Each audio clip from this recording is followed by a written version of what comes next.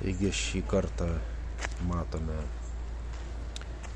netoli Rygos apleistą baseiną, bet toks labai senas jau čia pastatas matosi. Čia kaip ir buvę kareivinės, kaip kareivių čia kokia bazė buvus, tai kaip suprantu, čia jiem ir baseinas buvo. Tai vienam pastato gale baseinas, o kaip matome, o kitam tai sporto salė tokia. Tai vat, mes čia aplankysime tik tai baseino pusę, bet apleista tai pagal vaizdą tai mažiausia 40 metais jau apleistas, nes tiek jau viskas išnykę, kad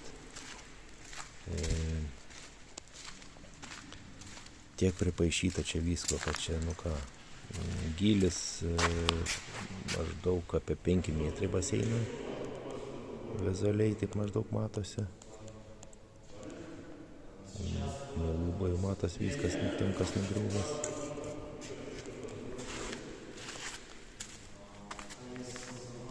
Atėjus dar sutikome ir kitų asmenų, ten kažką jie veikia tam baseinė, bet nei jie mums trūkdė apžiūrėti baseiną, nei mes jiem. Matosi tilteliai, tie tramplinai mediniai. Tai kažkaip baseinė medis, nežinau, ar seniau taip gal darydavo, bet nepasakyčiau, ar čia labai tinka tas medis.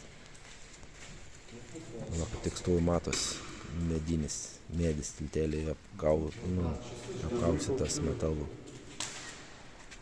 Tai sprendžiu senesnis tikrai tas baseinas negu Černobylyje, nes Černobylyje tie tilteliai jau betoniniai buvo statyti. Tai sakykime, 70 kažkeliais metais šitas aiškiai pagal pastatą dar senesnis pastatytas. Čia išeiname iš baseino, po kairę va čia va baseino pačia šonas.